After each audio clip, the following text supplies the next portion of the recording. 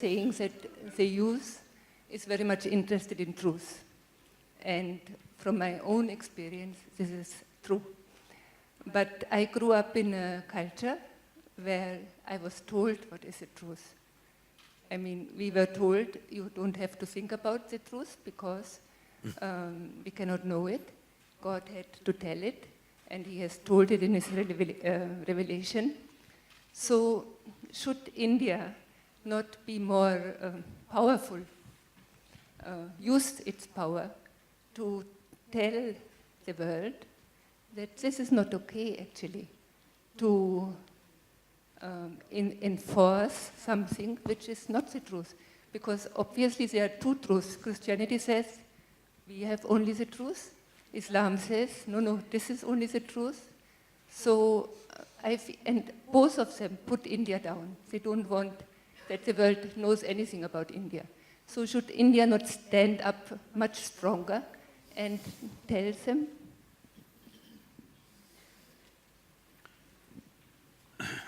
Please. Well, see, we must understand this.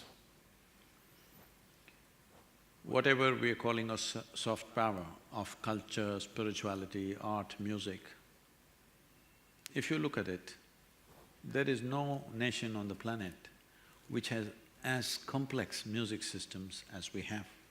Every region has its own.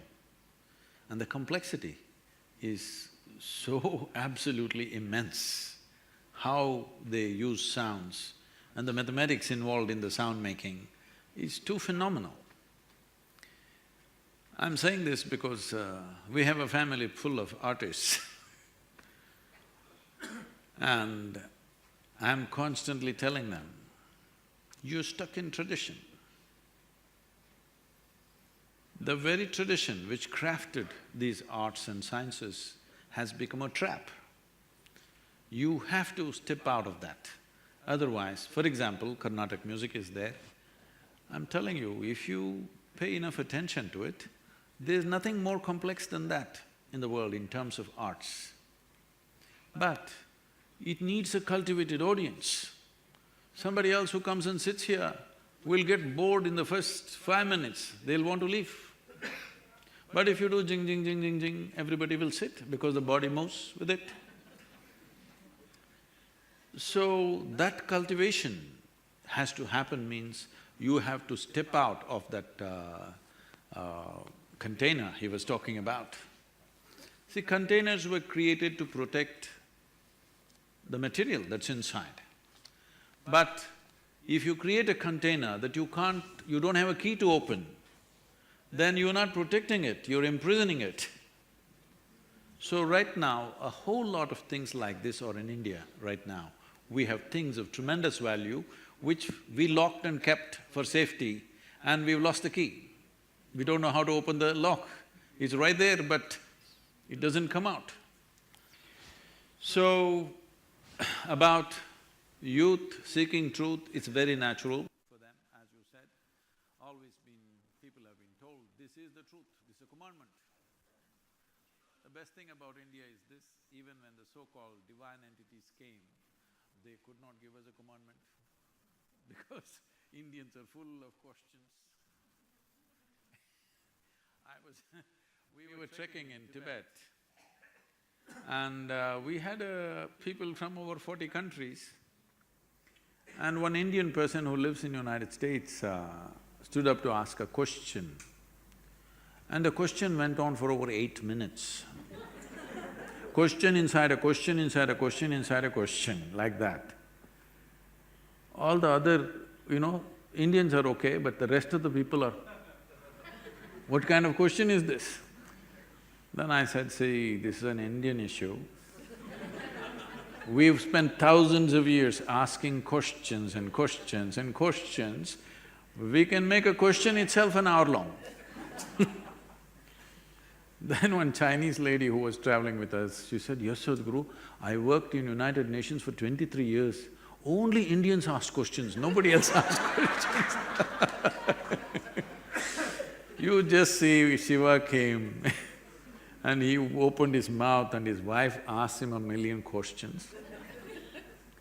Krishna, after many years of waiting, obviously he couldn't talk to Arjuna for a long time, obviously. He chose an extreme moment of war. There he tries to teach him something, the guy asks him hundreds of questions. So, as I said earlier, this has been a land of seeking. But rest of the world, or not really rest of the world, certain part of the world took to commandments. This is it. If you say this is not it, you're dead, that's all. It's a very effective method. Yes. See, there are two ways of handling a question. Either you answer the question or kill the questioner. If I answer your question, you'll come up with one more question. But if I take care of you, there is no more question. So they adopted this methodology. Anybody who asks a question is dead. So after some time, the whole society feared to ask questions. See, people are very proudly talking about secret schools in Europe and secret schools in Middle East. Why were schools secret? Because you would be dead otherwise. Hello? Why is a school, a place of learning, a secret? Because if you learn something that I don't approve, you're dead. That's why. There are no secret schools in India. All kinds of things were done. In the same generation, all kinds of things were done, most unthinkable things were done, but as long as people are in pursuit, other people said, okay, we don't like that, so they kept away and they pursued something else. But there never was persecution because we created a culture of seeking, not of believing. The moment you believe something, see, we must understand this. The moment we believe something, let's say I believe something and you believe something else, both of us are friends and everything is fine, but when it really comes to the crux, I will kill you. Because I believe this is it and you believe that's it. So there is no way out of that. So, we are still in that mode, but one tremendous thing that's happening in the world is heavens are collapsing, you know. Yesterday I was with a group of nearly 9,000 people in Bangalore who were with me for 2-day program, and I just asked, how many of you believe you're going to heaven? Only about 5 hands went up in 9,000, okay? So, are you hell candidates, I asked them. They said, no. Oh, we don't know. Oh, in the previous generation, if you'd asked this question, 80% of the hands would have gone up. So heavens are collapsing, which is a very good thing for seeking. Because heavens are collapsing means people… what heaven means is that there is a better place than this. This is a tragedy.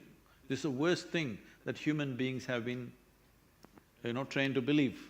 The worst thing is there is a better place than this. So you can make a mess out of this and go there. You can make a hell out of yourself here and go to another heaven and live well forever, okay? What is there in heaven if you really look at it? Hindu heaven, food is very good. Really. In another heaven, there are those white-gowned ladies floating in the clouds. If you like that kind of ambience, you can go there. In another heaven, you will encounter virgin problems. If that's what you want, you can go there. But to go there, the basic quality is you must die. The qualification is you must be dead. And once you're dead, fortunately, we either burn you or bury you or cut you and feed you to the birds, depending on your culture. One significant thing, ecologically significant thing that everybody will do is put their bodies back into the earth. Very good thing to do, except Elon Musk.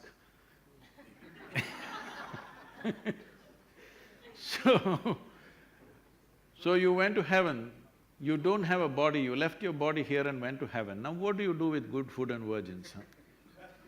So I'm saying, right now for the first time in the history of humanity, more number of human beings are beginning to think for themselves, especially women. 100 years ago, most women were not allowed to think The whole structure of most societies in the world were such, they're just not allowed to think for themselves. For the first time, men and women are beginning to think. Whether thinking right or wrong is not the point, they're beginning to think. Once they begin to think, a logical structure evolves in their mind. Once a logical structure evolves in their mind, anything that's illogical will collapse. So heavens are collapsing. Because of this, you will see an enormous increase in consumption of alcohol and drug abuse. This is because there is no better place to go. Right here you want to do everything. So you will see this rising, but at the same time, this is the time consciousness can also rise, because certain number of people will look inward as to what is the solution. So how much of the human population will we turn inward is the challenge of this generation. This is the challenge for which we live. We must see maximum number of people turn inward rather than turning to chemicals. Today it is said 70% of US population is on prescription medication. Another 30% of course buys it off the back street. 38% of European population is on psychiatric medication. And the use of alcohol and drug is rising like never before. If you look at India as a society, in the last 25 years, it must have gone up by 10,000%. What do you say? There was a time when we were growing up, I've heard elders talking like this, in their house, they consume alcohol, we can't give our girls to them, they won't marry those people in whose house there is use of alcohol. Today, if you don't serve alcohol, there's no wedding. In just a question of 25–30 years' time. So, it is not a moral issue. The problem is this, I'm not looking at it as a moral issue at all, because after all, everybody is seeking, you must understand this. Whether they're going to the bar or to the temple, the problem is just this, they are seeking for pleasantness and profoundness of life. Somebody thinks it's in the temple, somebody thinks it's in the bottle, but they're seeking the same thing. So the important thing is to make them see everybody is seeking the same thing, but which is more sustainable, which will really work for us, is the thing. In the next 30 to 40 years' time, if we don't do the right things in the next 10 to 15 years' time, there is a window of somewhere between 15 to 30 years' time. In this, if we don't make a serious turnaround in the human consciousness, you will see 90% of humanity will be on chemicals. Already to grow food we use chemicals, to purify water we use chemicals, our air is full of chemicals, water is full of chemicals, and everybody is on some kind of medication. From children to old people, everybody is on medication. When everybody is on chemicals, then it's very hard to turn those human beings around. Before a large number of human beings or a huge percentage of human beings become chemically controlled, we must turn human consciousness around. This is the responsibility of this generation. This is our time on the planet. What are we going to make out of it is our business. Please, let's make it happen. Okay, this was the perfect summing up of what happened in this session. Our time is ended. Thank you very much, Sadhguru, and thank you everybody for being such great participants.